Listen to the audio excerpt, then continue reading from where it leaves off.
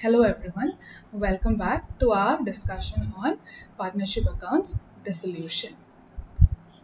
Last class നമ്മൾ പഠിച്ചത് partnership ഫേമിന് dissolution ഏതൊക്കെ സിറ്റുവേഷൻസിലാണ് ഫേസ് ചെയ്യേണ്ടി വരുന്നത് അതിന്റെ കുറച്ച് പോയിന്റ്സ് ഡിസ്കസ് ചെയ്തു ഇൻ ഡെപ്ത് ആയിട്ട് നിങ്ങളുടെയൊക്കെ സ്റ്റഡി മെറ്റീരിയൽ ഉണ്ട് so you can go and read from there along with that നമ്മൾ ഒരു എക്സാമ്പിൾ ത്രൂ ഒരു ഡിസൊല്യൂഷൻ പാർട്ട്ണർഷിപ്പ് ഫേമിന് വന്നു കഴിഞ്ഞാൽ ഏതൊക്കെ സ്റ്റെപ്സ് അല്ലെങ്കിൽ what are the procedures taken with respect to closing of books of such firm നമ്മൾ പഠിച്ചു അതിൽ 5 പോയിന്റ്സ് ഉണ്ട് ഒന്ന് റീകളക്ട് ചെയ്യാൻ വേണ്ടി പറയുകയാണ് first one is dismantling or breaking down the balance sheet on the date of dissolution. Second point was disposal of assets and liabilities. Third point was takeover of assets and liabilities. Fifth point was a transfer of any realization profit or loss to partner's capital account, and finally settling the partner's capital account with whatever cash or bank balance available at the end of all these transactions. So ee 5 eventum transaction sequential record ചെയ്ത് കഴിഞ്ഞാൽ automatically by the end of 5th step you will be able to close the entire books of accounts of the partnership firm that is going into dissolution. So let us take up questions related to this dissolution part that we had discussed. Any കുറച്ച് theory questions ഒക്കെ ഇവിടെ എഴുതിയിട്ടുണ്ട് that അത് നിങ്ങളുടെ text study materials available ആണ് question number 1 ഒക്കെ ഇത് repeated ആയിട്ട് എക്സാമിന് ചോദിച്ചിരിക്കുന്ന കാരണം I have given it again so you can refer that and prepare notes. Important ആയിട്ടുള്ള വേറെ ഏതെങ്കിലും തിയറി വളരെ സമ്മറൈസ് ചെയ്യാൻ പറ്റുന്നതൊക്കെ I will give you as we proceed ahead with this chapter. Yeah. So let us take up the theory questions ഒഴിച്ച് നിർത്തി ബാക്കി പ്രോബ്ലംസിലായിരിക്കും നമ്മളിപ്പോൾ workout ചെയ്യാൻ പോകുന്നത് problem. So let us first take up question number 5. P, Q and R are partners sharing profits and losses in the ratio of 2:1. Their balance sheet as on 31st March is as follows. Balance sheet and capital reserve, creditors, plant and assets. They decided to dissolve the firm. The following are the amounts realized from assets, plant and machinery, fixtures, stock and sundry debtors. Creditors allowed a discount of 5% and realization expenses amounted to 1,500. A bill of 4,200 due for sales tax was received during the course of realization and this was also paid. There was an unrecorded asset of 6,000 which was taken over by Q at 4,800. Prepare necessary ledger accounts. വളരെ straightforward ആയിട്ടുള്ള simple dissolution question ആണ്. So ഇങ്ങനെ ഒരു ക്വസ്റ്റ്യനിൽ prepare necessary ledger accounts എന്ന് പറയുമ്പോൾ തന്നെ നമുക്കറിയാം immediately you will have to open realisation account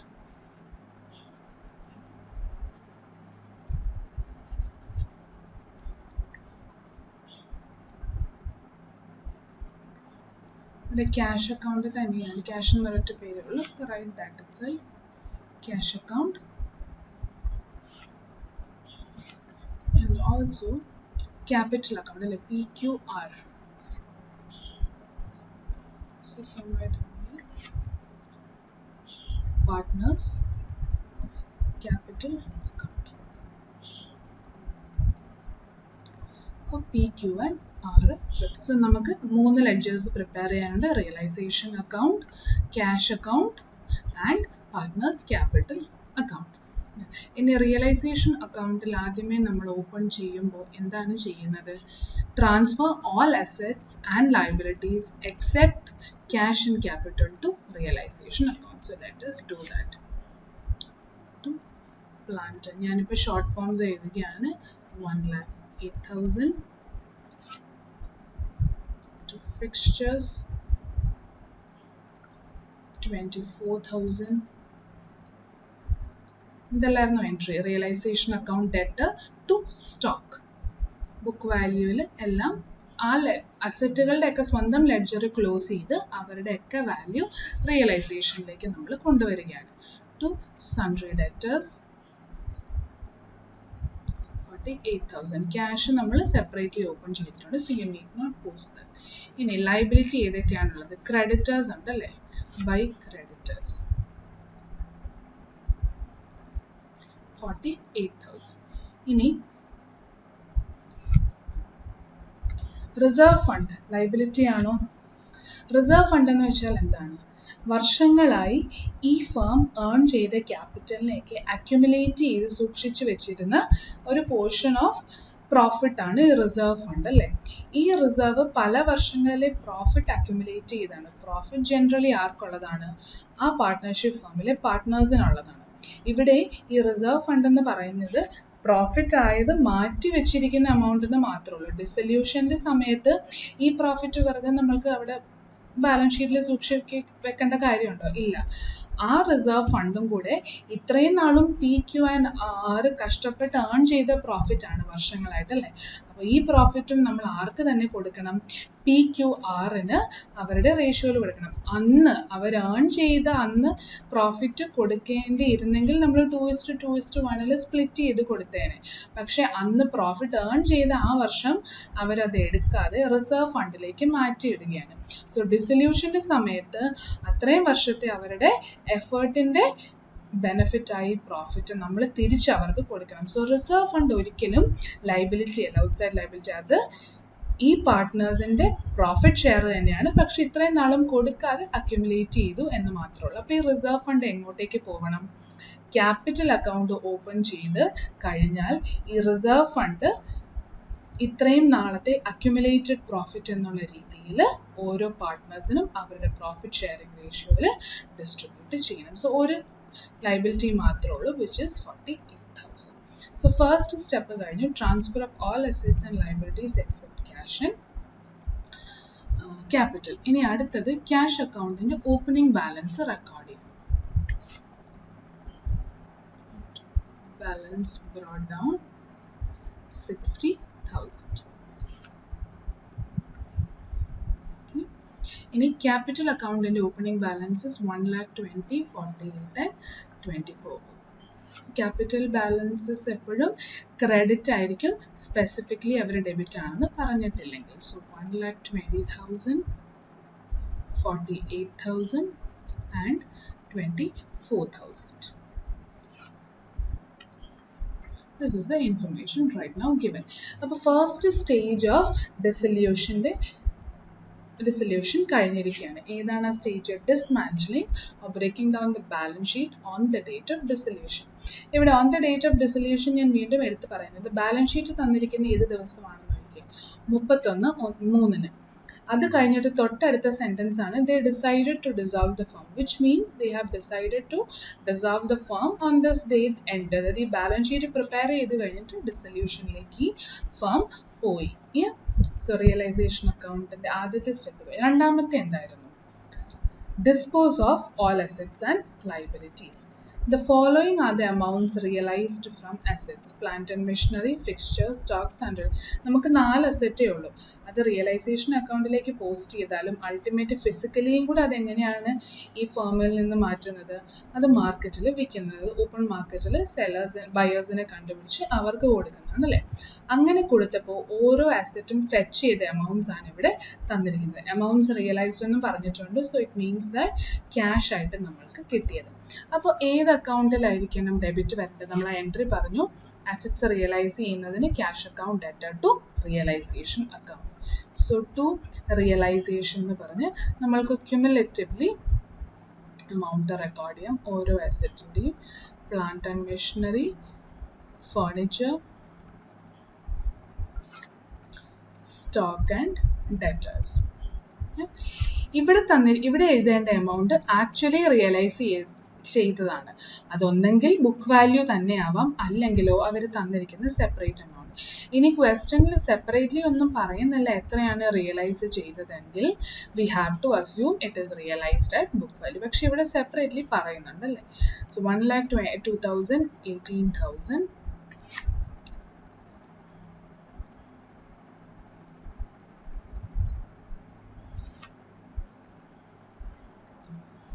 stock 84, sundry debtors 44,400.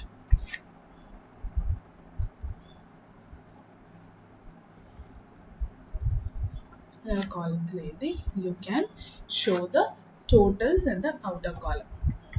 1,20,000 plus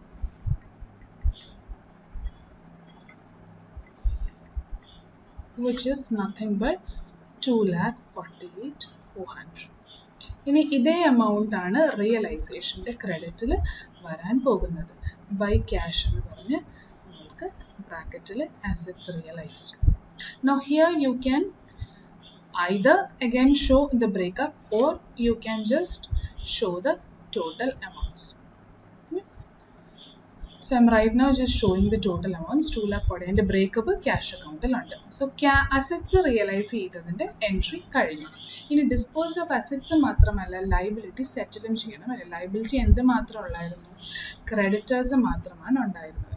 Creditors allowed a discount of 5% and realization expenses amounted to 1,500 എന്നാണ് പറയുന്നത്. Yeah.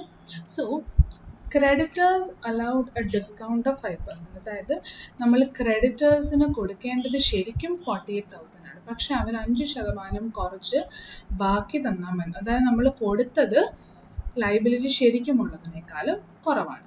ഇനി അതിനോടൊപ്പം ഒരു സെൻറ്റൻസും പറയുന്നുണ്ട് റിയലൈസേഷൻ എക്സ്പെൻസസ് അമൗണ്ടഡ് ടു 1,500. ഈ ഒരു പോയിന്റിനെ കുറിച്ച് നമ്മൾ ലാസ്റ്റ് തിയറട്ടിക്കൽ ക്ലാസ്സിൽ ഡിസ്കസ് ഒന്നും ചെയ്തില്ല. But you have to understand ഈ റിയലൈസേഷൻ അല്ലെങ്കിൽ ഡിസൊല്യൂഷൻ എന്ന് പറയുന്ന procedure it's not as simple as just closing the balance sheet and closing down all books. In reality, you will have to get the help of someone who will help you in realizing the assets, closing down this business. അതിനെല്ലാം നിങ്ങൾക്ക് ഒരാളുടെ സഹായം വേണ്ടി വന്നിരിക്കും.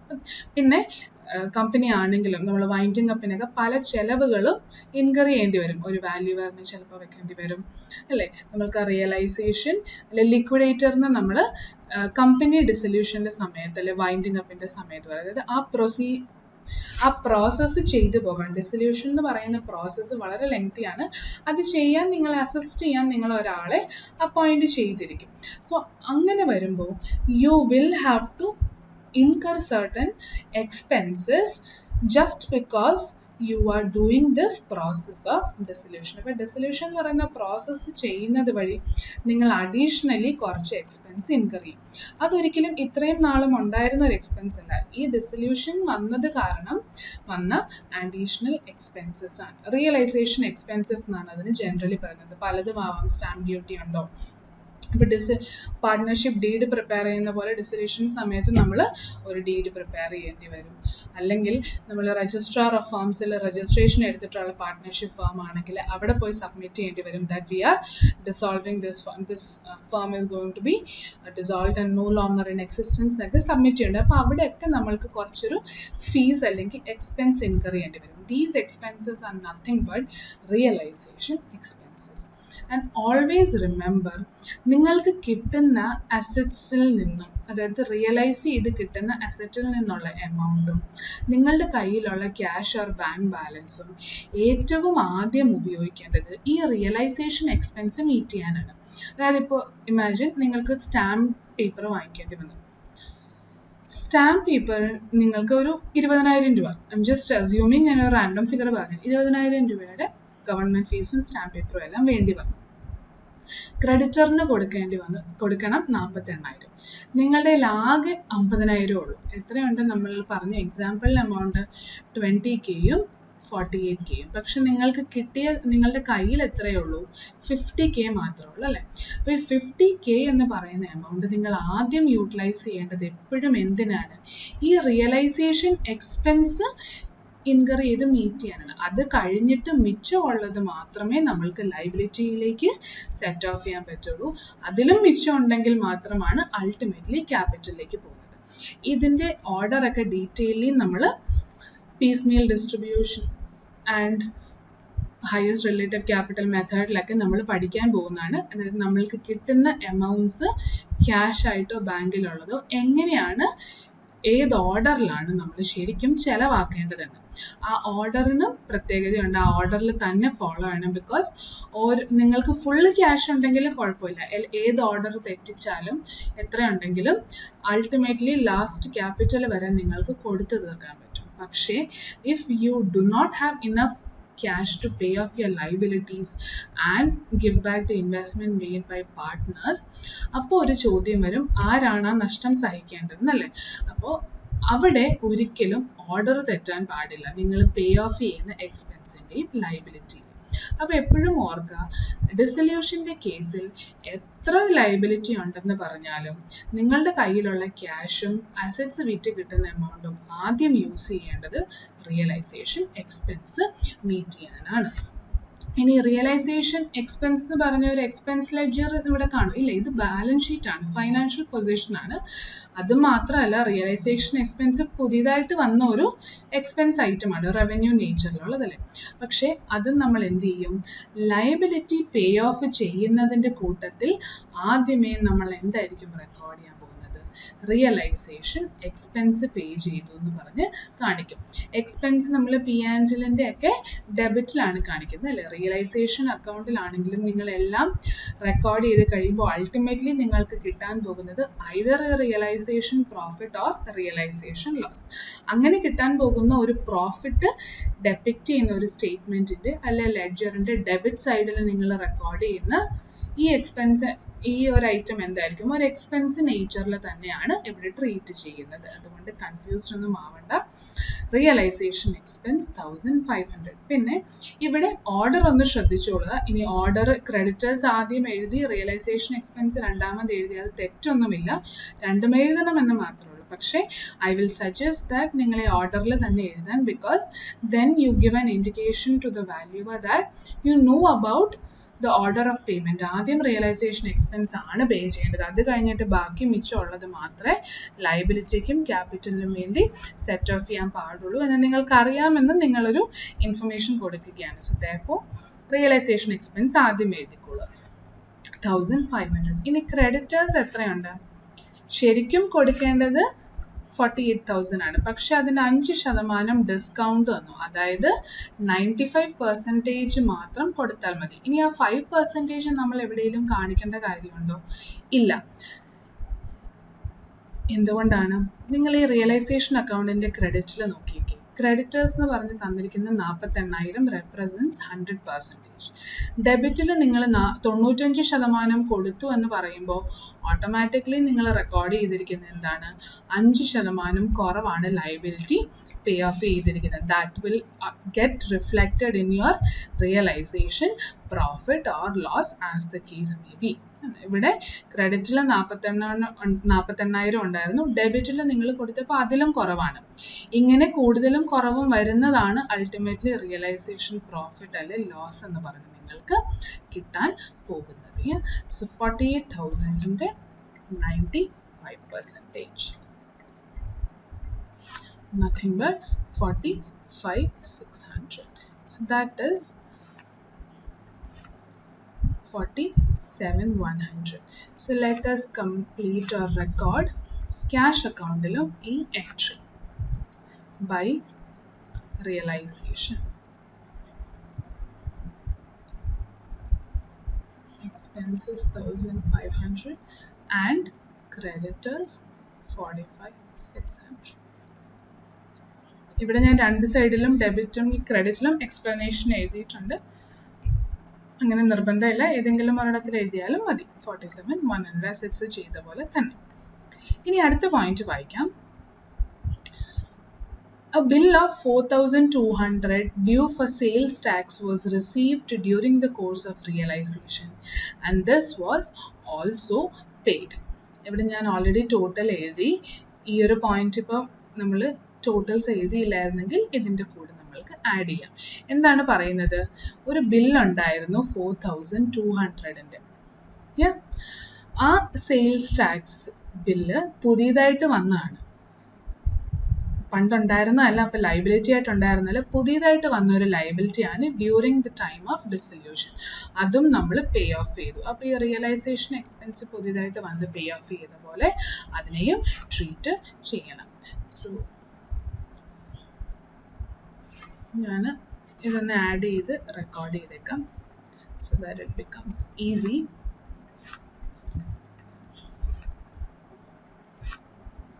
But in exam നിങ്ങൾ already ഇത് എഴുതി കഴിഞ്ഞിട്ടുണ്ടെങ്കിൽ അടുത്തൊരു ഒന്നുകൂടെ ഒരു പോസ്റ്റിംഗ് കാണിച്ചാൽ മതി, തെറ്റൊന്നുമില്ല. ഞാനിപ്പോൾ എനിക്ക് ഇവിടെ കറക്റ്റ് ചെയ്യാൻ പറ്റുന്ന കാരണം ഇങ്ങനെ കാണിച്ചു എന്നുള്ളതേ ഉള്ളൂ. Okay, so sales tax 4,200. That means it was plus 1,500 plus 4,000, which is 51,300. Same amount posted in cash account as well.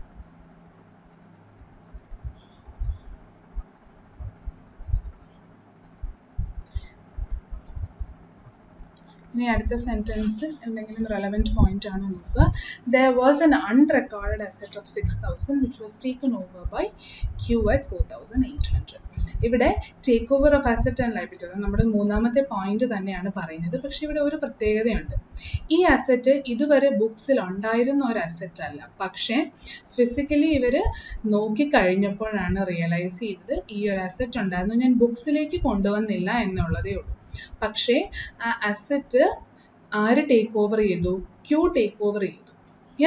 ഇനി ആ അസറ്റിന്റെ വർത്ത് ശരിക്കും എത്രയായിരുന്നു? 6,000. പക്ഷെ ക്യൂ ടേക്ക് ഓവർ ചെയ്തു 4,800.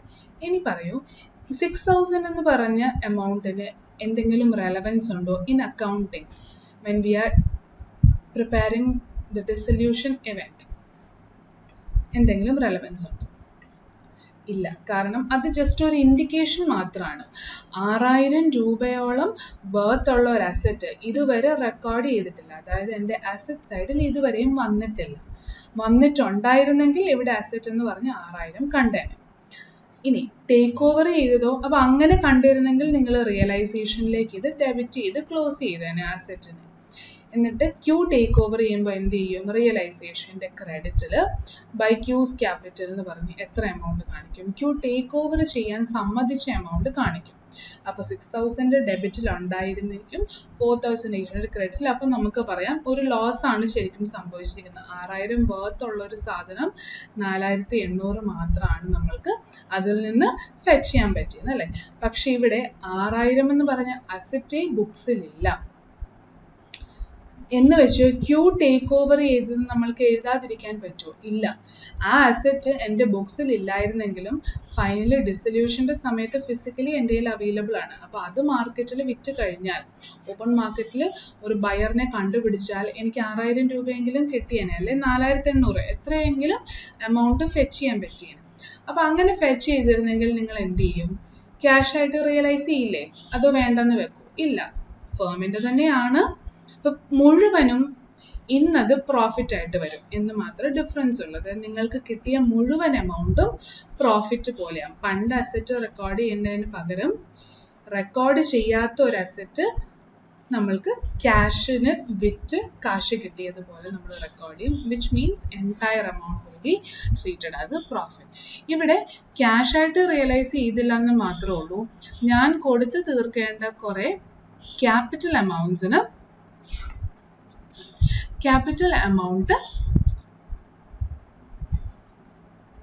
ക്യൂവിന് കൊടുത്ത് തീർക്കേണ്ട 48,000 plus any other amount that comes up അതിലേക്ക് adjust ചെയ്യാൻ ഞാൻ ഉപയോഗിക്കും. അതായത് എൻ്റെ ലയബിലിറ്റി കുറയ്ക്കാൻ ഞാൻ ഉപയോഗിക്കുകയാണ്, അല്ലേ? So entry will be take over of അസറ്റ്സിൻ്റെ ഒക്കെ നമ്മൾ പറഞ്ഞിരുന്നു. ആ partners capital account debit to realisation take over of asset. Take over of unrecorded asset എന്ന് വേണമെങ്കിൽ നിങ്ങൾക്ക് ഒന്നും കൂടെ സ്പെസിഫൈ ചെയ്യാൻ എഴുതാം. അൺറെക്കോർഡഡ് അസറ്റ് എന്ന് നമ്മൾ ഉദ്ദേശിക്കുന്നത് ഡെബിറ്റിൽ ഇല്ലായിരുന്നു, ഡയറക്റ്റ് ടേക്ക് ഓവർ മാത്രമാണ് നമ്മൾ റെക്കോർഡ് ചെയ്യുന്നത്. 4,800. ആൻഡ് പാർട്ട്നേഴ്സ് ക്യാപിറ്റൽ നമ്മൾ ഡെബിറ്റ് ചെയ്യണം. പാർട്ട്നേഴ്സ് ക്യാപിറ്റലിനെ ടു റിയലൈസേഷൻ എന്ന് പറഞ്ഞ് ടേക്ക് ഓവർ 4,800. അപ്പോൾ 6,000 ജസ്റ്റ് ഒരു ഇൻഫർമേഷൻ പർപ്പസിന് വേണ്ടി തന്നിരിക്കുന്ന ഒരു പോയിന്റ് മാത്രമായിട്ട് നമ്മൾ ട്രീറ്റ് ചെയ്യണം. റെക്കോർഡ് ചെയ്തിട്ടുണ്ടായിരുന്നെങ്കിൽ പിന്നെ നമുക്ക് പറയാമായിരുന്നു 6,000 വർത്തിൻ്റെ സാധനമാണ്, 4,800 പോയി 1,200 നഷ്ടമാണ്. പക്ഷെ ഇവിടെ 6,000 റെക്കോർഡ് ചെയ്തിട്ടില്ല. അപ്പം മുഴുവൻ 4,800 എൻ്റെ ലാഭം പോലെ ട്രീറ്റ് ചെയ്യണം. Yeah. I'm sorry that I have missed one important point. First point balance sheet break ചെയ്തല്ലേ ഡിസ്മാൻഡിൽ ചെയ്യാന്ന് പറയുന്നുണ്ട് അല്ലേ. അന്ന് നമ്മൾ cash and capital separately open ചെയ്തു, അസറ്റ് ആൻഡ് ലൈബിലിറ്റീനൊക്കെ റിയലൈസേഷനിലേക്ക് ട്രാൻസ്ഫർ ചെയ്തു. അപ്പോൾ റിസർവ് ഫണ്ട് പെൻഡിങ് കിടപ്പുണ്ടായിരുന്നു. ആ റിസർവ് ഫണ്ടിനെ നമ്മൾ എങ്ങോട്ടേക്ക് കൊണ്ടുപോകണമായിരുന്നു? ക്യാപിറ്റലിലേക്ക് കൊണ്ടുപോയാൽ മാത്രമാണ് ഫസ്റ്റ് സ്റ്റെപ്പ് കംപ്ലീറ്റ് ആവുന്നത്. I am very sorry that I have missed that part. നിങ്ങൾ ഇനിയുള്ള പ്രോബ്ലം നമ്മൾ ചെയ്യുമ്പോൾ I will ensure that we do it at the first stage it self. നിങ്ങളൊന്ന് നോട്ട് ചെയ്ത് വെച്ചേക്കുക. ഇത് പിന്നീടല്ല ചെയ്യേണ്ടത്. ആ ഫസ്റ്റ് സ്റ്റെപ്പ് ഡിസ്മാൻഡലിങ്ങിന് തന്നെ ചെയ്യാൻ ശ്രദ്ധിക്കുക. വിട്ടുപോയി കഴിഞ്ഞാലും അറ്റ്ലീസ്റ്റ് ലാസ്റ്റ് സെറ്റിൽമെൻറ്റിന് മുന്നെങ്കിലും കംപ്ലീറ്റ് ചെയ്യാൻ പറ്റുകയാണെങ്കിൽ it is fine. But miss ചെയ്ത് കഴിഞ്ഞാൽ ഈ ബാലൻസ് ഷീറ്റ് ഓപ്പൺ ആയിട്ട് തന്നെ കിടക്കും. So my apologies if that has created any confusion for you. ഈ റിസർവ് ഫണ്ടും ഫസ്റ്റ് സ്റ്റെപ്പ് ഓഫ് ഡിസ്മാൻഡലിങ്ങിൽ തന്നെ ക്യാപിറ്റൽ അക്കൗണ്ടിൻ്റെ ഓപ്പണിംഗ് ബാലൻസ് കൊടുക്കുമ്പോൾ തന്നെ നമ്മൾ റെക്കോർഡ് ചെയ്യേണ്ടതാണ്. സോ 60,000 ആണ് ടോട്ടൽ. ഏത് റേഷ്യോയിൽ കൊടുക്കണം? അക്യുമുലേറ്റഡ് പ്രോഫിറ്റ് ആണ്. സോ 2:2:1 റേഷ്യോയിൽ നമ്മൾ ഇത് കൊടുക്കണം. That is 60,000 divided by 5, which is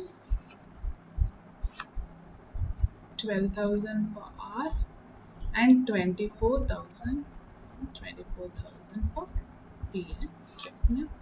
So first step ഇപ്പോഴാണ് കംപ്ലീറ്റ് ആയത്. Second step assets and disposal and liability settlement കഴിഞ്ഞു along with other expenses.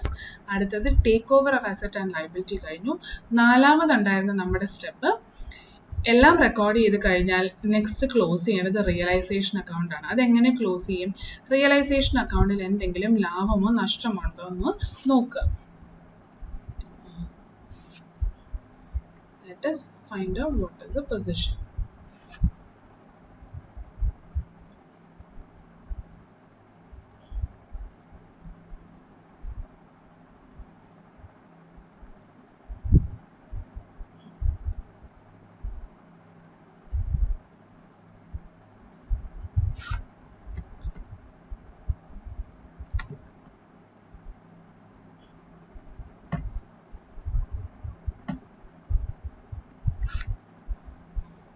$1,08,000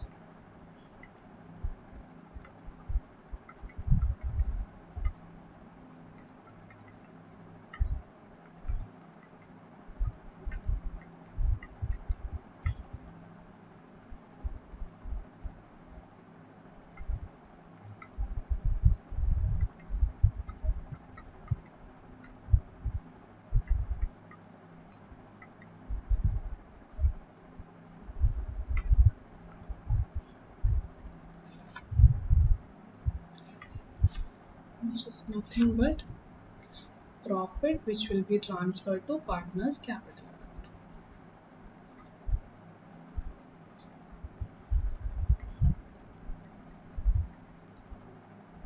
P, Q and R in 2:1 ratio. 9,900.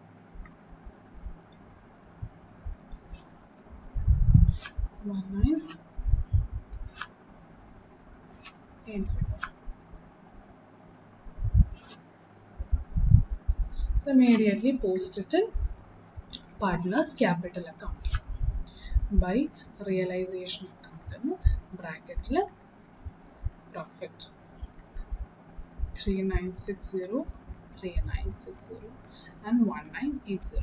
So നമ്മളുടെ fourth step കഴിഞ്ഞു and final step എന്തായിരുന്നു settling partners capital. Settling partners capital ഞാൻ പറഞ്ഞു fourth step കഴിയുമ്പോൾ realization account close ആവാം. കാരണം loss ആണോ പ്രോഫിറ്റ് ആണോ അതെന്തായാലും ക്യാപിറ്റലിലേക്ക് പോകും. അല്ല ഒരു പ്രോഫിറ്റും ലോസും ഇല്ലെങ്കിൽ രണ്ടും ടാലി ഔട്ട് ആണെങ്കിൽ പോകും. അങ്ങനെയാണെങ്കിലും റിയലൈസേഷൻ അക്കൗണ്ട് ക്ലോസ് ആവും. പിന്നെ ഓപ്പൺ ആയി കിടക്കുന്ന എന്ത് മാത്രമേ ഉള്ളൂ ക്യാഷ് അക്കൗണ്ട് ക്യാപിറ്റൽ അക്കൗണ്ട്. അപ്പോൾ ക്യാഷ് അക്കൗണ്ടിലുള്ള ബാലൻസ് ആയിരിക്കും ക്യാപിറ്റലിൽ നമ്മൾ കൊടുത്ത് തീർക്കാൻ പോകുന്നത്. പക്ഷേ ഓർഡറിൽ ആദ്യമേ ക്യാഷ് അക്കൗണ്ട് ക്ലോസ് ചെയ്താൽ നിങ്ങൾക്ക് ക്യുമുലേറ്റീവ്ലി ഒരു എമൗണ്ട് മാത്രമേ കിട്ടുള്ളൂ. സോ അതെപ്പോഴും പ്രോഫിറ്റ് ഷെയറിംഗ് റേഷ്യോയിൽ തന്നെ ഡിവൈഡായി കിടക്കണമെന്ന് പറയാൻ നമുക്ക് പറ്റില്ല. എന്തുകൊണ്ടാണ് ഇവിടെ ഒരു എക്സാമ്പിൾ എടുക്കാം. ക്യൂവിന് ഒരു ഡെബിറ്റ് ഉണ്ട് 4800, അത് ക്യൂവിന് മാത്രമേ ഉള്ളൂ. പി ക്യു ആറിനും ഉണ്ടോ? പി ക്യു ആറിനും ഇല്ല. ഉണ്ടെങ്കിൽ തന്നെ അത് പ്രോഫിറ്റ് ഷെയറിംഗ് റേഷ്യോയിലൊന്നും ആകണം നിർബന്ധമില്ല. സോ ഈ ക്രെഡിറ്റിലുള്ള എല്ലാം പ്രോഫിറ്റ് ഷെയറിംഗ് റേഷ്യോയിലാണെങ്കിൽ കൂടി ഇവിടെ ഈ ഒരു പോയിന്റ് ഒക്കെ പ്രോഫിറ്റ് ഷെയറിംഗ് റേഷ്യോയാണ്. അപ്പം നമുക്ക് ഒരിക്കലും ക്യാഷ് അക്കൗണ്ട് കിട്ടുന്ന cumulative amount profit sharing ratio ഉള്ളത് കാരണം അതിൻ്റെ ബേസിൽ സ്പ്ലിറ്റ് ചെയ്താൽ ആൻസർ കിട്ടുമെന്ന് ഒരിക്കലും വിചാരിക്കരുത്. അങ്ങനെ നമുക്ക് അസ്യൂം ചെയ്യാൻ പറ്റില്ല. ലാസ്റ്റ് മിനിറ്റ് നമ്മൾ വർക്ക്ഔട്ട് ചെയ്യുമ്പോൾ അങ്ങനെ ഒരു തോട്ടം നിങ്ങളുടെ മനസ്സിൽ വന്നേക്കാം. അതുകൊണ്ടാണ് ആദ്യമേ തന്നെ പറഞ്ഞത് അങ്ങനെ എടുക്കാൻ പാടില്ല. ക്യാഷ് അക്കൗണ്ട് ക്ലോസ് ചെയ്യുന്നതിന് മുന്നേ എപ്പോഴും ഐഡിയൽ എന്ത് ക്ലോസ് ചെയ്യുന്നതായിരിക്കും? Partners capital. കാരണം പാർട്ട്നേഴ്സ് ക്യാപിറ്റൽ അക്കൗണ്ട് ക്ലോസ് ചെയ്താൽ ഓരോ പാർട്ട്ണറിനും കൊടുക്കേണ്ട എമൗണ്ടും പാർട്ട്ണറിൻ്റെ കയ്യിൽ നിന്ന് കിട്ടേണ്ട എമൗണ്ടും സെപ്പറേറ്റ്ലി നമ്മൾക്ക് അറിയാൻ പറ്റും. അതിൻ്റെ ക്യുമുലേറ്റീവ് അല്ലെ നെറ്റ് എഫക്റ്റ് ആയിരിക്കും ഈ ക്യാഷ് അക്കൗണ്ടിലെ ബാലൻസും. അത് കറക്റ്റായിട്ട് നിങ്ങൾ എല്ലാം പോസ്റ്റ് ചെയ്തിട്ടുണ്ടെങ്കിൽ ഈ രണ്ട് ലെഡ്ജറും മ്യൂച്വലി ക്ലോസ് ഔട്ട് ചെയ്യും. സോ ഫസ്റ്റ് ഓർഡർ എപ്പോഴും പാർട്ട്നേഴ്സ് ക്യാപിറ്റൽ അക്കൗണ്ട് ക്ലോസ് ചെയ്യുന്നതായിരിക്കും by transferring to cash account. Balancing figure ആയിട്ട് നമ്മൾക്കത് കാണിക്കാം. So 1,44,000 plus 3960 which is 147,960 and for Q it was 48,000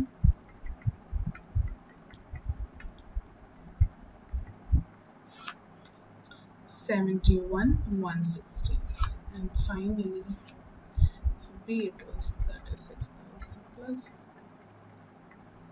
37,980. അങ്ങനെ നിങ്ങൾ എല്ലാ ക്യാപിറ്റൽ ടോട്ടൽസ് കറക്റ്റ് ആക്കി വെച്ചേക്കാം. ഇനി ഇതിനെ ക്യാഷ് അക്കൗണ്ടിലേക്ക് നിങ്ങൾ പോസ്റ്റ് ചെയ്യും.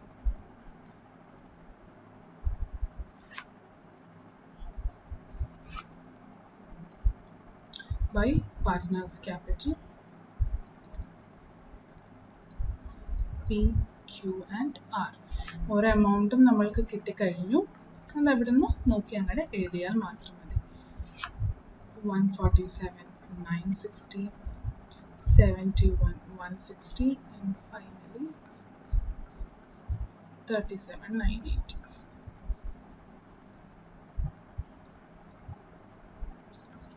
Total ചെയ്ത് നോക്കിയേക്കാം. പ്ലസ്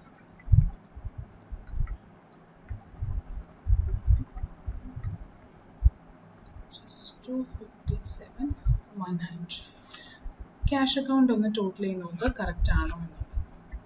257,100 plus 51,300 3,08,400 ആണ് ക്യാഷിൻ്റെ ക്രെഡിറ്റ്. ഇവിടെയും 3,08,400. ക്യാഷ് അക്കൗണ്ട് ആണ് നിങ്ങൾ ഫിഫ്ത്ത് സ്റ്റെപ്പിൽ ഏറ്റവും ആദ്യം ചെയ്യുന്നെങ്കിൽ നിങ്ങൾക്ക് ബൈ പാർട്ട്നേഴ്സ് ക്യാപിറ്റൽ നിന്നും കിട്ടും. ഈ ടോട്ടൽ എമൗണ്ട് 2,57,100 പക്ഷേ പി ക്യു ആൻഡ് ആറിന് എത്ര കൊടുക്കണമെന്നുള്ള ഡിവിഷൻ അറിയണമെങ്കിലാണ് ഞാൻ പറഞ്ഞത് ആദ്യമേ ക്യാപിറ്റൽ അക്കൗണ്ട് വേണം എപ്പോഴും ക്ലോസ് ചെയ്യും. So this is very simple problem related to dissolution. If you're lucky, we might even get such simple problems in our exam. Yeah. So let us now take up next question. And each chapter le pala questions num heading annittunde just to give you an idea as to what the question contains. But exam point of view, you will not be given any of those liberty. നിങ്ങൾക്ക് നേരെ ക്വസ്റ്റ്യനും theory ആയിരിക്കും തന്നിരിക്കുന്നത്. Based on that, you will have to prepare. Read, write, and add give you the following balance sheet. Gives you the following balance sheet as on 31st March. Reads loan, capital account of read, write, and add. Sundry creditors, loan on hypothecation of stock, joint life policy reserve, plant and machinery at cost, fixtures and fittings, stock, debtors, joint life policy, patents and trademarks, cash at bank. The partner shared profits and losses in the ratio of read 4 by 9, write 2 by 9, and add 1 by 3. The firm was dissolved on the above date, and you are given the following information. Ad had taken a loan from insurers for 5,000 on the security of joint life policy. The policy was surrendered and the insurers paid a sum of 10,200 after deducting 5,000 for Ad's loan and 300 as interest thereon.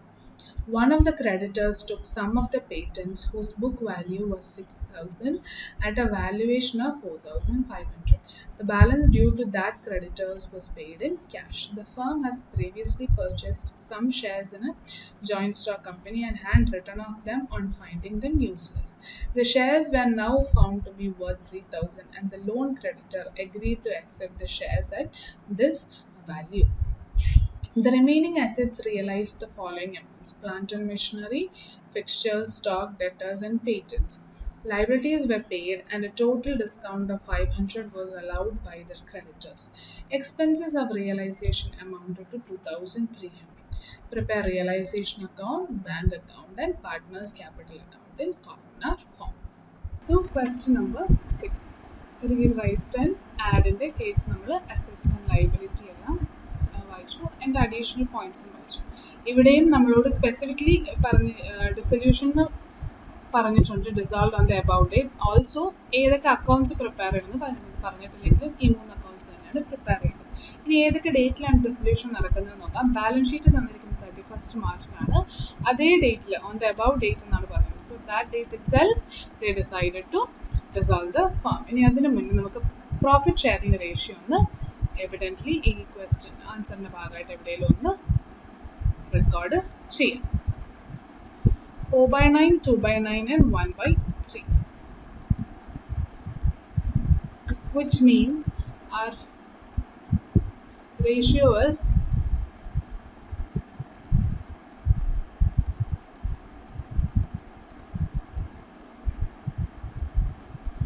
PSR of read, write, and add is equal to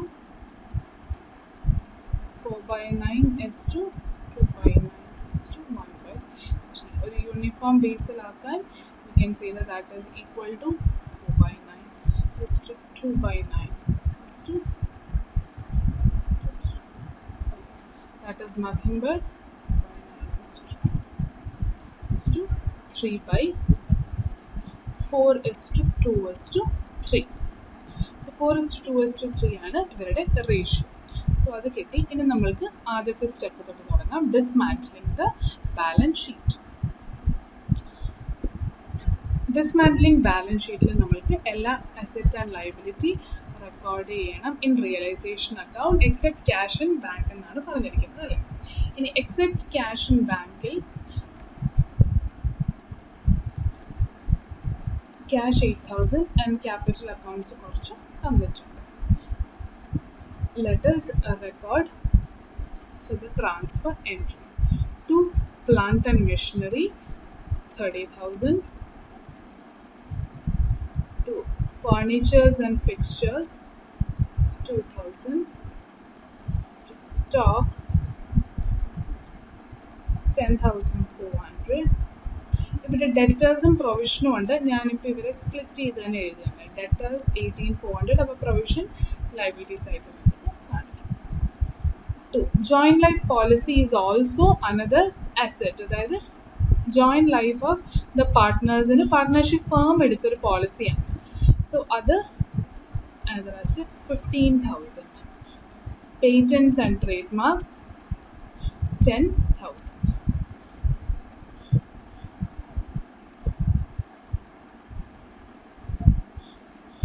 Credit liability സൈഡിലേക്ക് വരാം.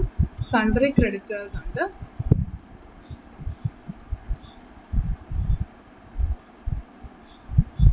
Choose that 17,800.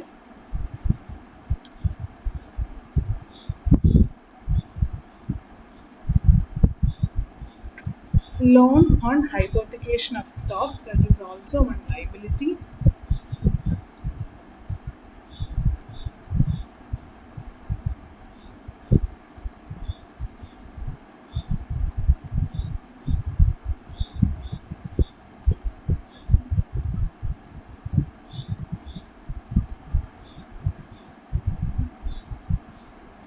Amount was 6,200.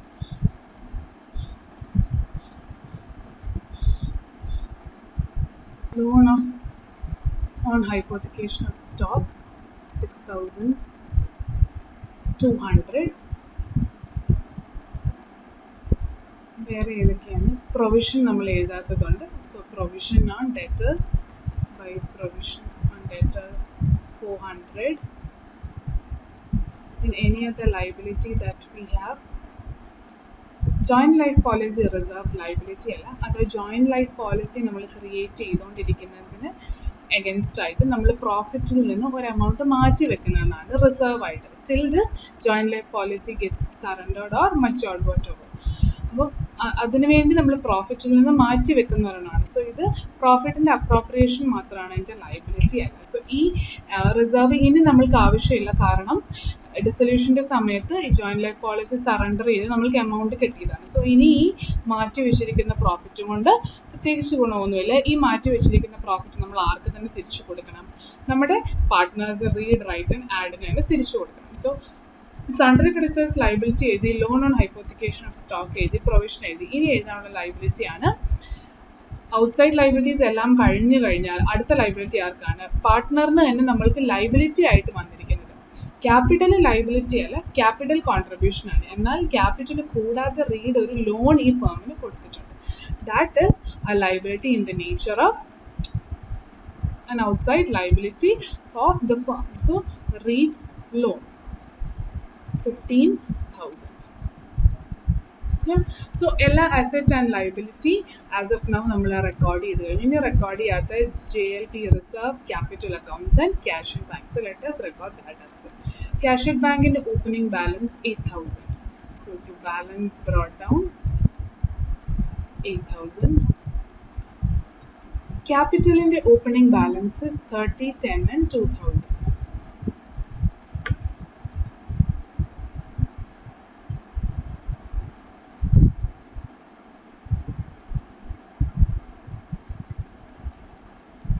And then ഞാൻ പറഞ്ഞു already JLP surrender ചെയ്താണ്. അപ്പോൾ JLPയുടെ പേരിൽ നമ്മൾ മാറ്റി വെച്ചിരിക്കുന്ന റിസർവിനി നമ്മൾക്ക് തിരികെ ഈ പാർട്ട്നേഴ്സിന് എല്ലാവർക്കും അവരുടെ ക്യാപിറ്റൽ ഇൻവെസ്റ്റ്മെൻറ്റിൽ നിന്ന് ജനറേറ്റ് ചെയ്ത പ്രോഫിറ്റ് ആണ്, അതിലൊരു പോർഷനാണ് റിസർവ് ആയിട്ട് മാറ്റി വെച്ചത്, അവർക്ക് തിരികെ നമ്മൾക്ക് കൊടുക്കാം. In what ratio? നമ്മൾ ഓൾറെഡി കണ്ടുപിടിച്ചിരുന്ന profit sharing ratio of 4:2:3 I believe. 4:2:3 കൊടുക്കാം. എത്ര എമൗണ്ട് ഉണ്ടായിരുന്നത്? JLP reserve 12,400. സോ 4:2:3 12,400 സ്പ്ലിറ്റ് ചെയ്ത് കൊടുക്കാം. How much is that? 12,400 divided by 9 into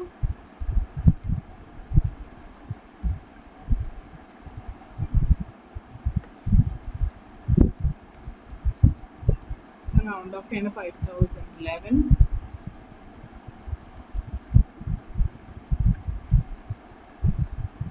2,756. And finally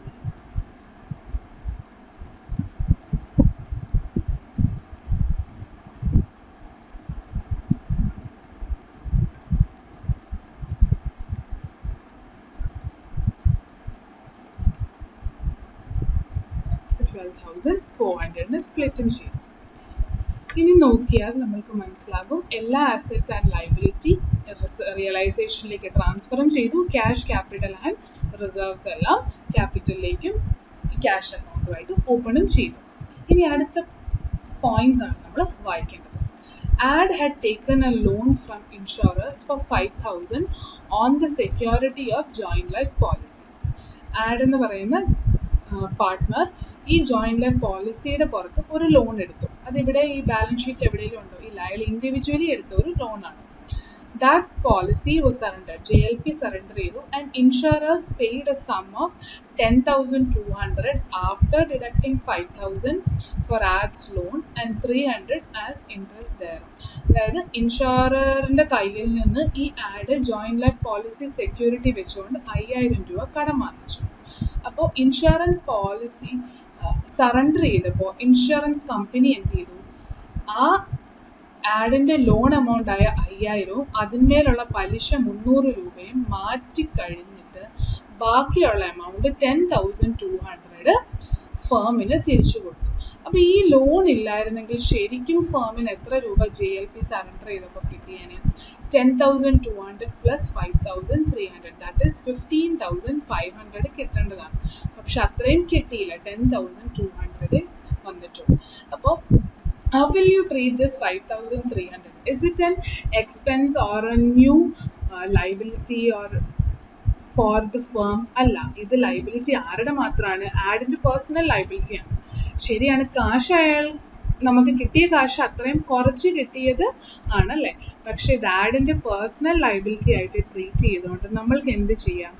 10,200 ഫേമിന് cash ആയിട്ട് വന്നിട്ടുള്ളൂ, പകരം 5,300 ക്യാഷ് ആയിട്ട് വന്ന ഒരു സാധനം അല്ലെങ്കിൽ അസറ്റ് ആയിട്ട് ഇരുന്ന ഒരെണ്ണം ആഡ് ടേക്ക് ഓവർ ചെയ്തതുപോലെ നമ്മൾക്ക് റെക്കോർഡ് ചെയ്യാം. വൺ ആൻഡ് സെയിം 10,200 ആണ് ക്യാഷ് ആയിട്ട് കിട്ടിയത്. റിമൈനിങ് 5,300 നമ്മൾ എങ്ങോട്ട് അഡ്ജസ്റ്റ് ചെയ്യും? ആഡിന്റെ ക്യാപിറ്റലിലേക്ക്. അതായത് അയാൾക്ക് നമ്മൾ കൊടുത്തു വിടേണ്ട കാശ് അപ്പം നമ്മൾ അത്രയും കുറച്ചേ കൊടുക്കുന്നുള്ളൂ. കാരണം എനിക്ക് 10,200 കിട്ടിയതിന്റെ റീസൺ ആ 5,300 അയാളുടെ കടബാധ്യത അഡ്ജസ്റ്റ് ചെയ്തുകൊണ്ടാണ് അല്ലേ. അപ്പം നമ്മളത് ആരിൽ നിന്ന് ഈടാക്കും? ആഡിൽ നിന്ന്. So let us record.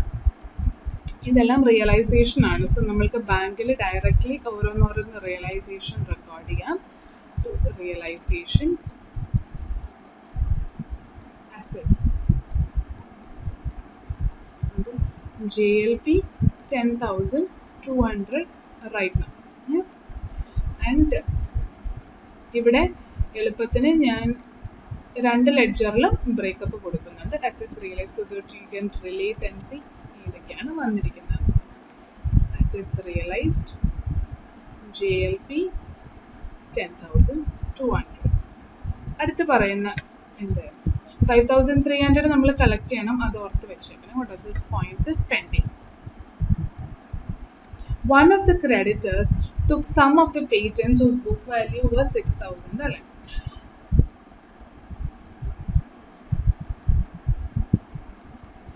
Patent take over ചെയ്തു എന്നാണ് പറയുന്നത്.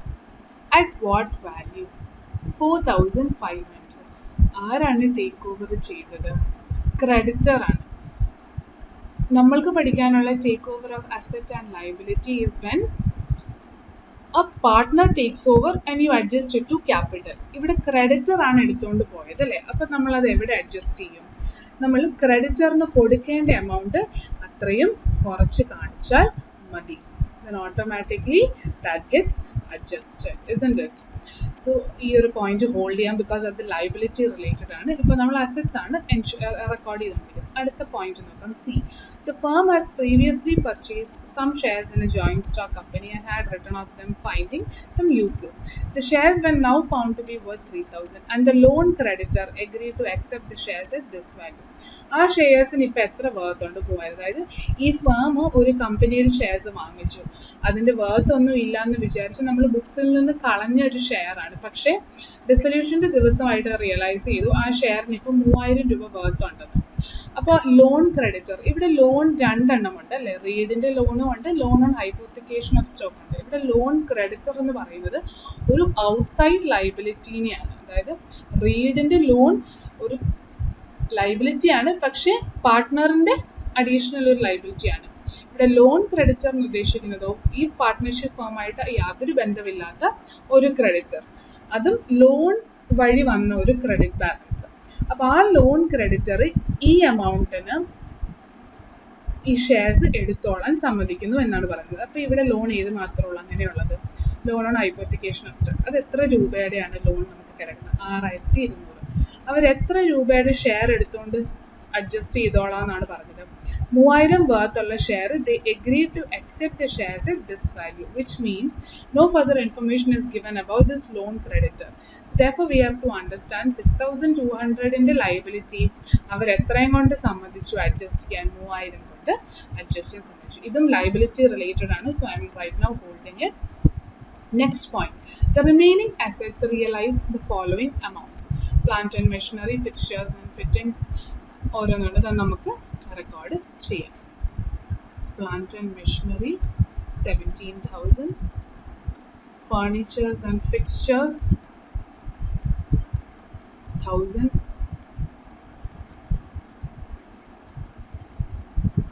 stock 9,000, debtors 16,500, patents.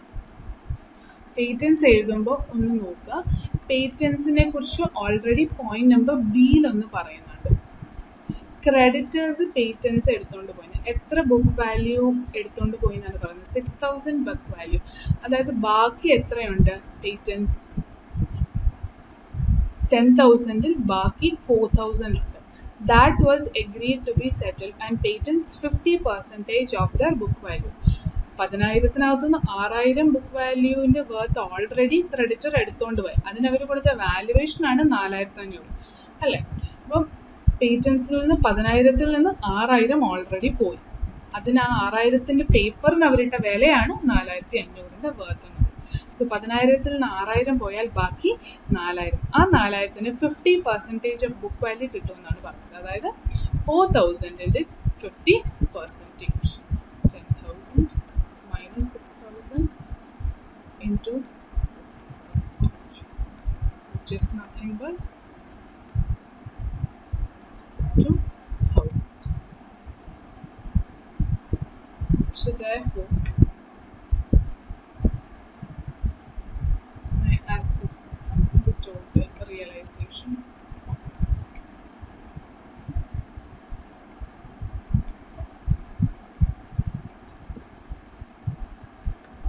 $55,700.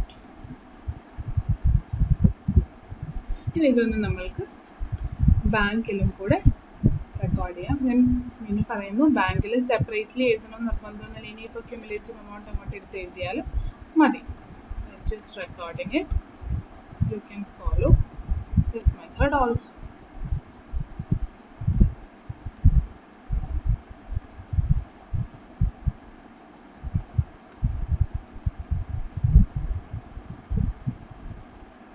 So assets നമ്മൾ റെക്കോർഡ് ചെയ്തിട്ടുണ്ട്.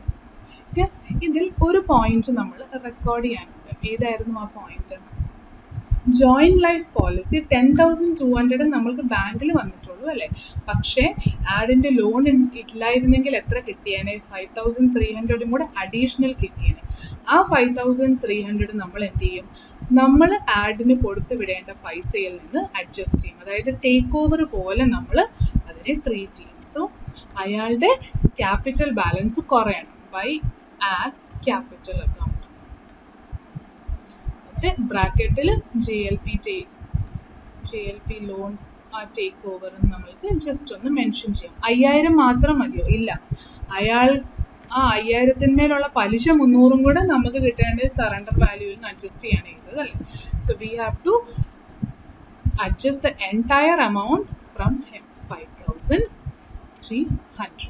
Now record this immediately in capital account. To realization GL takeover 5,300. ഇതേ വേർഡ്സ് ആണ് യൂസ് ചെയ്യണമെന്നില്ല, നിങ്ങളുടേതായ രീതിയിൽ ഈ മെസ്സേജ് ഒന്ന് കൺവേ ചെയ്താൽ മതി. 5,300 ആ അമൗണ്ടിൽ നിന്ന് വന്നതാണെന്ന്. So now we have recorded assets എല്ലാം record ചെയ്ത് take over. ഇനിയുള്ളത് liability പേയ്മെൻറ്റിനെ കുറിച്ചാണ് അല്ലേ. liability creditors 17,800. ആ 17,800 ക്രെഡിറ്റേഴ്സിൻ്റെ പേയ്മെൻറ്റിനെ കുറിച്ച് ഇവിടെ പോയിന്റ് നമ്പർ ബിയിൽ പറയുന്നുണ്ട്. So let us write bank liabilities paid അല്ലേ, payments. ഇവിടെയും ഞാൻ എഴുതാൻ പോകുന്ന ഓർഡർ ആദ്യമേ റിയലൈസേഷൻ എക്സ്പെൻസ് എന്തെങ്കിലും ഉണ്ടെങ്കിൽ അതാണ്. ഇവിടെ ഓർഡറിൽ എഴുതണമെന്ന് നിർബന്ധമില്ല, പക്ഷെ കുറച്ചും കൂടെ നല്ലത് ഓർഡറിൽ എഴുതുന്നതായിരിക്കും. Point number 5 expenses of realisation 2,300 തന്നിട്ടുണ്ട്. So that we will have to record. പിന്നെ liabilities were paid and a total discount of 500 was allowed by the creditors. ക്രെഡിറ്റേഴ്സിന് ടോട്ടലി നമ്മൾ കൊടുക്കേണ്ട എമൗണ്ട് എത്രയായിരുന്നു? 17,800 അല്ലേ. ആ 17,800 പകരമാണ്, ഫുൾ എമൗണ്ടിനല്ല, കുറച്ച് പോർഷന് പകരമാണ് ഒരു ക്രെഡിറ്റർ എന്ത് ചെയ്തത്? 6,000 ബുക്ക് വാല്യൂ ഉള്ള ഒരു പേറ്റന്റ് എടുത്തോണ്ട് പോയി. എന്നിട്ട് പറഞ്ഞു 4,500 ഞാൻ അതിനിട്ടേക്കുന്ന വില. അതായത് എൻ്റെ ലൈബിലിറ്റിയിൽ നിന്ന് 4,500 രൂപ കുറയ്ക്കാൻ ഞാൻ സമ്മതിക്കും against this patent taken over. So 17,800 നിന്ന് 4,500 നമ്മൾ കുറച്ചു ബിക്കോസ് അത് ബാങ്ക് വഴിയല്ല പേയ്മെൻറ്റ് പോയത്, നമ്മുടെ ഒരു അസറ്റ് കൊടുത്താണ് നമ്മൾ അതിനെ സെറ്റിൽ ചെയ്തത്. ഇനി അതിൽ നിന്ന് എന്ത് ചെയ്യണം? അതിൻ്റെ ടോട്ടൽ ഡിസ്കൗണ്ട് ഓഫ് 500, ഇത് കൂടാതെ ഒരു 500 രൂപ ഡിസ്കൗണ്ടും കൂടെ കിട്ടി. ബാക്കി മുഴുവനാണ് നമ്മൾ എന്ത് ചെയ്തത്? ബാങ്കിൽ കൂടെ അവർക്ക് കൊടുത്തത്. സോ 17,800 മൈനസ് 4,500 മൈനസ് 500 12,800 ആണ് ക്രെഡിറ്റേഴ്സിന് നമ്മൾ അൾട്ടിമേറ്റ്ലി സെറ്റിൽ ചെയ്ത എമൗണ്ട്. സോ 1 ക്രെഡിറ്റർ 1 ലൈബിലിറ്റി കഴിഞ്ഞു.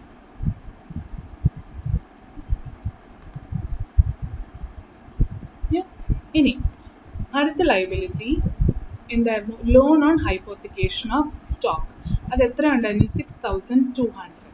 But please read point number C. നമ്മളതാണ് പറഞ്ഞത്, നമുക്കൊരു ഷെയർ ഉണ്ടായിരുന്നു. ആ ഷെയർസ് ആണ് വർത്ത്ലെസ് ആണെന്ന് പറഞ്ഞ് നമ്മൾ റൈറ്റ് ഓഫ് ചെയ്തത്. പക്ഷേ പിന്നീട് ഡിസൊല്യൂഷൻ്റെ സമയത്ത് നമ്മൾ റിയലൈസ് ചെയ്തു അതിന് വർത്ത് ഉണ്ട്. ദെയർഫോർ ആ ലോൺ ക്രെഡിറ്റർ പറഞ്ഞു എൻ്റെ ലൈബിലിറ്റിക്ക് പകരം എനിക്ക് ആ ഷെയർ തന്നാൽ മതി. അതായത് എൻ്റെ 6,200 പകരം എനിക്ക് ആ ഷെയർസ് ഓഫ് 3,000 തന്നാൽ മതി. So therefore loan on hypothecation of Stoker's, നമ്മളത് സെറ്റിൽ ചെയ്ത എമൗണ്ട് ആണ് ഇവിടെ എഴുതുന്നത്. ഓൾറെഡി ബുക്ക് വാല്യൂ നമ്മൾ റെക്കോർഡ് ചെയ്ത് കഴിഞ്ഞു, which is 6,200 minus 3,000, that is 3,200. ഇനി ഒരു ലൈബിലിറ്റിയും കൂടെ നമ്മൾ റെക്കോർഡ് ചെയ്തിരുന്നു, പക്ഷെ അത് പേ ഓഫ് ചെയ്യേണ്ട കാര്യമുണ്ടോ? അത് ഏത് ലൈബിലിറ്റിയാണ്? Provision on debtors. Provision on debtors. ഈ പ്രൊവിഷൻ ഓൺ ഡെറ്റേഴ്സ് ഒരു ലൈബിലിറ്റി ആണ്, ഔട്ട്സൈഡ് നമ്മൾ പേ ചെയ്യേണ്ട അല്ല. നമ്മൾക്ക് കിട്ടാൻ സാധ്യതയില്ല, ബാഡ് ഡെറ്റ് ആവാൻ പോകുന്നു എന്ന് വിചാരിക്കുന്ന ഒരു എമൗണ്ട് നമ്മൾ ഓൾറെഡി പ്രൊവൈഡ് ചെയ്താണ് ബുക്സിൽ അല്ലേ. അപ്പോൾ അത് പേ ഓഫ് ചെയ്യേണ്ട കാര്യമില്ല. പകരമോ നമ്മൾക്ക് ഈ ഡെറ്റേഴ്സ് റിയലൈസ് ചെയ്തപ്പോൾ ഇതിൻ്റെയൊക്കെ ഒരു അഡ്ജസ്റ്റ്മെൻറ്റ് കഴിഞ്ഞിട്ടായിരിക്കും എൻട്രി വന്നിട്ടുണ്ടാവുക. So provision on debtors as such bank പേയ്മെൻറ്റിൽ ഒരു എഫക്റ്റും വരില്ല. നമ്മൾ ഈ ക്രെഡിറ്റിൽ എഴുതിയും പിന്നെ അൾട്ടിമേറ്റ്ലി ഡെറ്റേഴ്സിൻ്റെ കയ്യിൽ നിന്ന് കളക്ഷൻ എഴുതുന്നതും വഴി ഈ പ്രൊവിഷൻ്റെ എഫക്റ്റ് ഒക്കെ ഉണ്ടെങ്കിൽ ഓൾറെഡി അഡ്ജസ്റ്റായി വന്നു കഴിഞ്ഞു. അടുത്ത ലൈബിലിറ്റി എന്തായിരുന്നു? റീഡിൻ്റെ ലോൺ. അത് എല്ലാ ഔട്ട്സൈഡ് ലൈബിലിറ്റീസും കൊടുത്തു കഴിയുമ്പോൾ റീഡിൻ്റെ ലോണും നമ്മൾ കൊടുക്കണം. Reads loan 15,000. So therefore my total amount is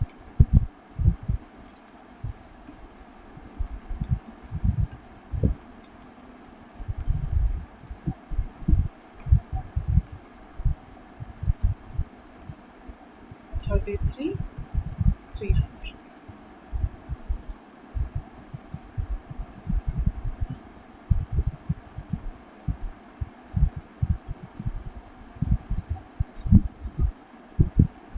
So my profit ഇനി നമ്മൾക്ക് ടേക്ക് ഓവർ റെക്കോർഡ് ചെയ്തു, asset and liability pay of ചെയ്യുന്നതെല്ലാം റെക്കോർഡ് ചെയ്തു. ഇനി നമ്മൾക്ക് റെക്കോർഡ് ചെയ്യാനപ്പോൾ ഉള്ളത് അസറ്റ്സ് ക്യാഷ് അക്കൗണ്ടിലും ബാങ്ക് അക്കൗണ്ടിൽ അസറ്റ്സ് റിയലൈസ് ചെയ്തത് മാത്രം റെക്കോർഡ് ചെയ്തിട്ടുള്ളൂ. നമുക്ക് ആ ലൈബിലിറ്റി പേ ഓഫ് ചെയ്തതും കൂടെ ഒന്ന് റെക്കോർഡ് ചെയ്യാം. Expenses 2300, creditors 12,800, loan 3,200, and rates loan 15,000, 33,300. So നമ്മൾക്ക് എല്ലാ എൻട്രീസും തേർഡ് സ്റ്റെപ്പ് വരെ ഉള്ളത് കഴിഞ്ഞു. ഇനി നമ്മൾക്ക് കണ്ടുപിടിക്കേണ്ടതാണ് profit or loss from realisation. Let us complete that.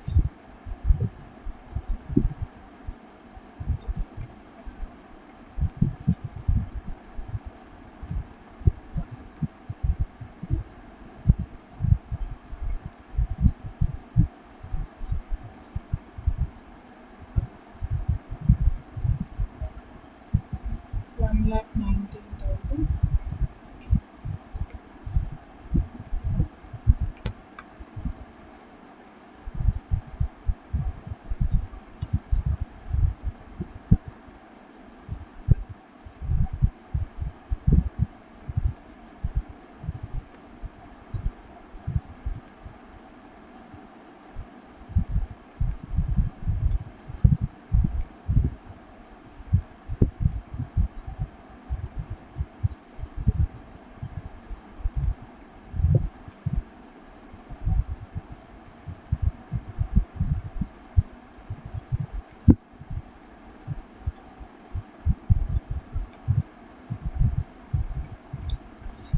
So ഇവിടെ നമ്മൾക്ക് വന്നിരിക്കുന്നത് റിയലൈസേഷൻ ലോസ് ആണ്.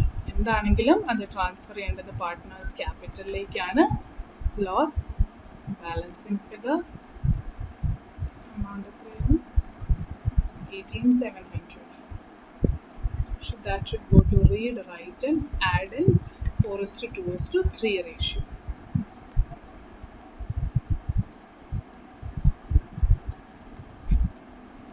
$6,233.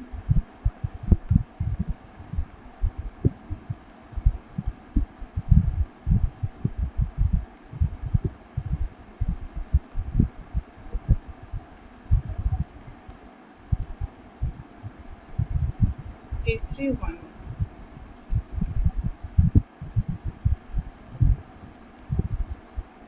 So partners capitalലേക്ക് ട്രാൻസ്ഫർ ചെയ്യുന്ന ലോസസ് ആർ റീഡിന് 8,311, റൈറ്റിന് 4,156 ആൻഡ് ആഡിന് 6,233. സോ ഇമ്മീഡിയറ്റ്ലി പാർട്ട്നേഴ്സ് ക്യാപിറ്റൽ അക്കൗണ്ടിലേക്കും അത് പോസ്റ്റ് ചെയ്യുക. ടു റിയലൈസേഷൻ എന്നിട്ട് ബ്രാക്കറ്റിൽ ലോസ് എന്നുള്ളത് എഴുതുക. 8,311, 4,156 and 6,233.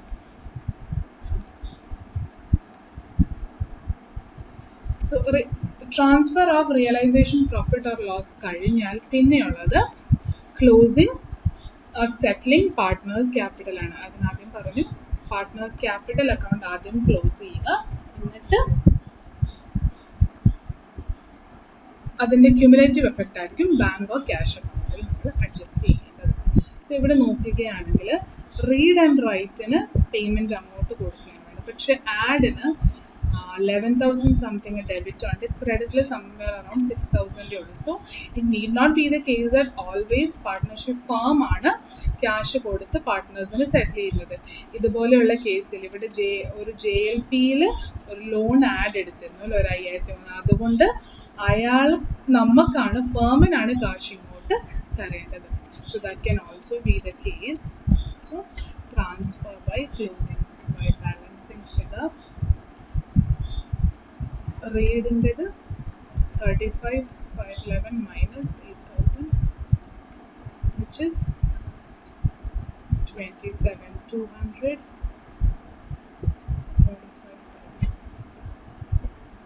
12,706 minus 4,156.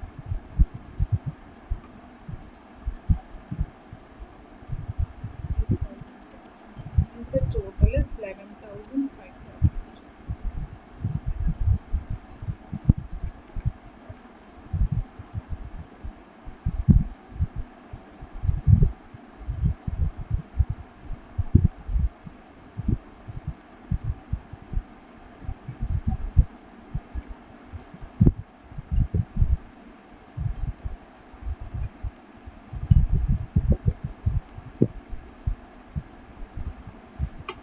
$5,400 ആണ് ബാങ്കിലേക്ക് ആഡ് കൊണ്ടുവരേണ്ട പൈസ.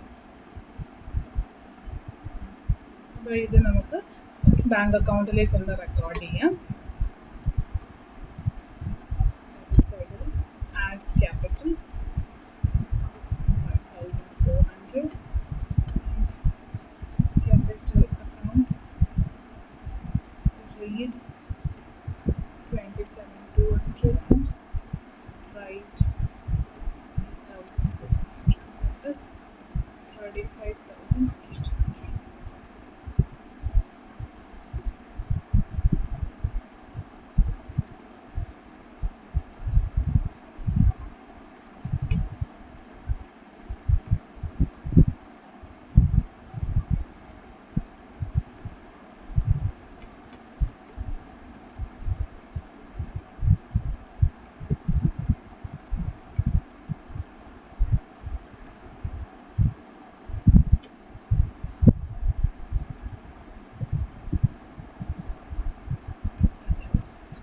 സോ ഇവിടെ നിങ്ങൾക്ക് ലെഡ്ജർ പ്രിപ്പയർ ചെയ്ത് കഴിയുമ്പോൾ മനസ്സിലാവും ആഡ് 5,400 ക്യാപിറ്റൽ കോൺട്രിബ്യൂഷൻ വഴി കൊണ്ടുവന്നാൽ മാത്രമാണ് റീഡിങ്ങും റൈറ്റിങ്ങിനും കൂടെ ചേർത്ത് 35,800 നമ്മൾക്ക് കൊടുക്കാൻ പറ്റുകയുള്ളൂ. സോ സപ്പോസിഡ്ലി നമ്മൾ പറഞ്ഞ പോയിന്റ്, നിങ്ങൾ ക്യാപിറ്റൽ അക്കൗണ്ട് ക്ലോസ് ചെയ്യുന്നതിന് മുന്നേ ക്യാഷ് അക്കൗണ്ട് ക്ലോസ് ചെയ്യാൻ ശ്രമിച്ചാൽ നിങ്ങൾക്ക് ഇത് രണ്ടിൻ്റെയും കൂടി നെറ്റ് എഫക്റ്റ് ആയിട്ട് സംവെയർ അറൌണ്ട് 30,000 കൊടുത്തു എന്നാണ് വരുന്നത്. പക്ഷെ 30,000 ശരിക്കും കൊടുത്തു എന്നല്ല, കൊടുക്കേണ്ടത് 35,000 ആണ്. ഒരു 5,400 കിട്ടാനുണ്ട്, അതിൻ്റെ നെറ്റ് എഫക്റ്റ് ആണ് 30,000. അപ്പോൾ ആ ഒരു ബൈഫിക്കേഷൻ അറിയണമെങ്കിൽ പാർട്ട്നേഴ്സ് ക്യാപിറ്റൽ അക്കൗണ്ട് ആദ്യം പ്രിപ്പയർ ചെയ്യണം. So I hope this question is also clear. വളരെ സ്ട്രെയിറ്റ് ഫോർവേഡ് ആയിട്ടുള്ള, നിങ്ങൾ ടെക്സ്റ്റിലും എക്സാമിനൊക്കെ ചോദിച്ചിട്ടുള്ള സിമ്പിൾ ഡെസൊല്യൂഷൻ ചോദിക്കുന്ന ടൈപ്പിൽ നിന്നാണ് ഈ ക്വസ്റ്റ്യൻസ് രണ്ടും നമ്മൾ ചെയ്തിരിക്കുന്നത്. ഇനി നമ്മൾ അടുത്ത സ്റ്റേജസിലേക്ക് പോവുകയാണ്. കുറച്ചും കൂടെ സിറ്റുവേഷൻസ് ഡിസൊല്യൂഷനിൽ വന്നു കഴിഞ്ഞാൽ, ഇൻസോൾവൻസി ഒക്കെ വന്നു കഴിഞ്ഞാൽ എങ്ങനെയാണ് ഹാൻഡിൽ ചെയ്യുന്നത്. As per a simple dissolution, just preparing realisation cash and capital account is concern, ഈ ഒരു ടൈപ്പ് ക്വസ്റ്റ്യൻസ് 6 and 5 പോലത്തെ ക്വസ്റ്റ്യൻസ് ആയിരിക്കും കൂടുതൽ നിങ്ങൾ ഫേസ് ചെയ്യാൻ പോകുന്നത്. സോ ഈ രണ്ട് ക്വസ്റ്റ്യൻസും നല്ലപോലെ മനസ്സിലാക്കുക. In next class, we will take up a new concept called Garner versus Murray rule and take up its problems. So if you have any queries, please consolidate all those queries and keep it aside. We will take up a live session or a doubt clearing session soon after either this chapter or one or two chapters from ee group il ninakku theernu kazhinjittu nammalku edukavunnanu. So you can ask all those doubts then and clear it. So I hope 5 and 6 clear aayi. Realization account enganeyanu prepare cheyyunnathu, cash account and capital account order ellam manasilayi ennu vishwasikkunnu. Try it on your own, practice nallapole cheyyuka accounts. Next class we will take up a new topic. So till we meet again, stay safe and happy. Thank you.